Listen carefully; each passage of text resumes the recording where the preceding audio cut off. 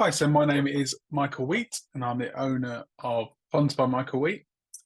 And what I thought would be helpful is to do a video on just explaining really the type of swim ponds we build. So I understand that there's obviously lots of companies and lots of people that do things different ways, and will explain something one way, they'll explain something the other way, and it can all get quite confusing with all the like terms that we use. And even sometimes I think we forget that we call something something and we just believe everyone will know what it means, and that's obviously not the case. So I thought it might be quite useful just to do a video, just basically explain how we do them and the two main types of swimming ponds that we build. So just a bit of a backstory to explain it. When I first heard about swimming ponds, it must have been about 10 years ago. So probably even longer than that. It might have been about 15 years ago, I think, when I first met Awaza, and they started to do some products that could be used for these swimming ponds. And I remember looking at them going, oh, okay, I like the idea of that. I could see that. And we'd started building ponds for people. And I really felt, as we was getting to bigger and bigger projects, I felt this is something that's not being done enough of. And interestingly, I remembered that when I actually started doing it, when I actually fully said, yes, I'm going to, commit to this and build swimming ponds for people, I actually went and did a business plan. I got a loan to get us started. We were running the pond company at the time, and this was kind of happening in the background.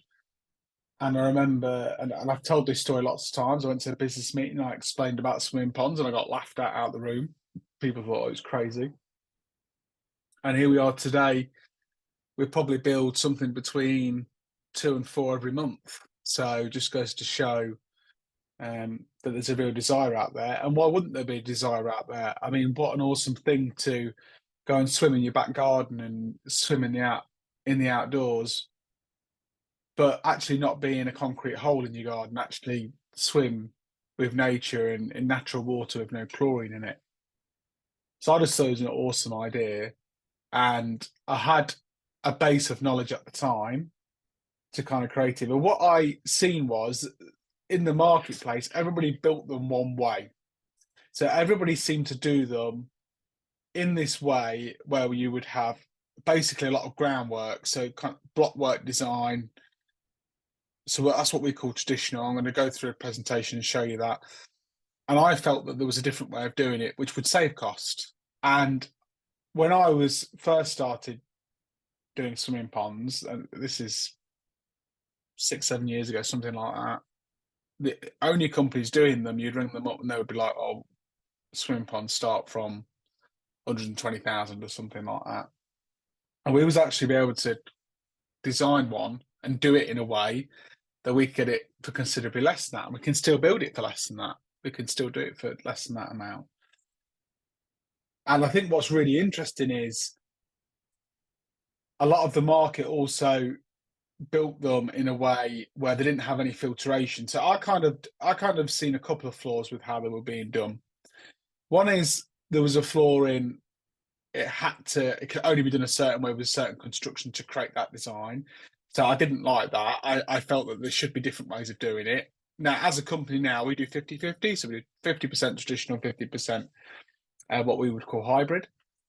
And the other thing I didn't like is I didn't like the fact that if you take how a traditional swimming pond was done, they heavily rely on the planting zones to get the water clear. But the problem with that is you've got to have such a high density in planting zones. So the swimming area was actually a very small part of a very big pond, which is another reason why the costs are so high in how they did them. So the reality is we could have a filtration box, not even that big, quite small actually, that uses technology to do all that for us. And so that we could still have planting areas, but then do a job for the swimming pond, but also be an aesthetic benefit to the swimming pond. So I also felt that there was a trick being missed by not using filtration. because we've got this technology here to make things easier for us, to make things better for us. So why don't we use that? So I was quite. It was really them two things I felt needed to change, and we've kind of come in, disrupted the market, if you like, and since then, I'm not even sure how many we've built at this point. It's over 100. I don't know the exact number, which is unlike me. But I think that what's really exciting about what we're doing is, and I say this quite often actually, to me, we're dream building. You know, these are people's dreams, being able to go and swim in their back garden, and this is what we're able to do for people. So I'm going to take you just through this presentation, just so I can clear up and people can understand what they are. So if you just bear with me 1 second. Okay. This is a project we did. It's out in Norfolk, actually. So this is what I would call a traditional swim pond. Okay. So this is the project we did at Gardeners World Live, which won Best Construction for 2022. So that was fantastic to win an award for that. And this is a very much a traditional build, a traditional swim pond build. So this has been done with walls, blockwork walls. So this is like a plan for a project that we've done for a client. And what you can see in this one is you can see the blockwork walls. And here is an example of that being done. So you can see there is the blockwork walls. One of the things I would, say about doing it this way is it does give you a really good swim zone, right? It gives you that swim zone, which is, really great about how these are done. So if it is purely you haven't got a lot of room, if you haven't got a lot of room to install it, I always said this is the best way to do it. Okay. If you've got the room, hybrid's the best way to do it. But if you are struggling with space, this is a great way of achieving a swim pond. You can see there we do something called a box weld liner, very neat liner, oak around the top to frame it, and then graveling and stoning, and then of course planting. And then there you go, that's showing some planted areas. And that was the one you seen earlier, empty. That's it done with the plants growing in it. So this one we did for somebody, and it's actually very much like a swimming pool. There was actually a very tiny bit of planting in it. Again, blockwork, it's got steps into it. And yeah, so that can be created by doing it the traditional style. So hybrid swimming pond is, again, very different. And the thing that's different about it is essentially when you look at it from the top, you don't have that square swimming zone, but you still have swimming area, of course. So if you look at this one, you've got a dig out there.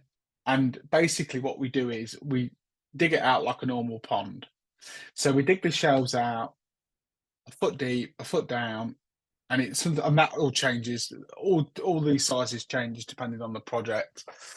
And basically that means that we don't have to have a retaining wall in. That means we don't have to do loads of groundwork to support that. And we've done these now for 7, 8 years. And the first one I ever did, she still swims in it every day, which for me makes it so awesome that we keep building these. And by doing this, and you can see a dig out there lined, we can create the swimming pond, and it looks like a pond. So there you can see a project. It looks like a pond, but that water is safe to swim in. It's got all the right technology. And also about filtration, I didn't mention this earlier. One of the things about filtration that I'm really pro on, and really think that the benefit it does, the way swimming ponds had always been built without filtration, there's no way that they can manage the silt. So you get silt buildup on the liner because there's nothing taking that away. So what the filtration does is it silt manages. So silt buildup on the liner goes through the pump and then goes to the filter, and the filter removes it. And that's the biggest advantage of having the filtration. So for me, it's about longevity. Without filtration, 10 years time, 15 years time, it's going to need to be emptied. It's going to need to be cleared.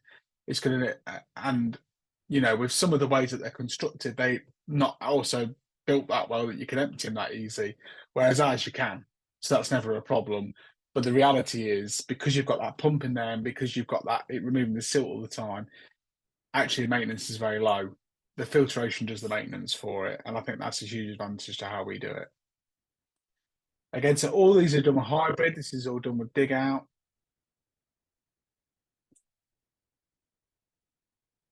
I really love this picture. So when I filmed this video, this is back in February. It is actually a really nice sunny day today, but it just reminds me of summer, just seeing that crystal clear water and then the decking and the ladders and then seeing the stone and the plants and the grass in the background and the trees in the back. I just love that photo. To me, it just really shows what we do as a company and how exciting it is. And there's another shot of that pond.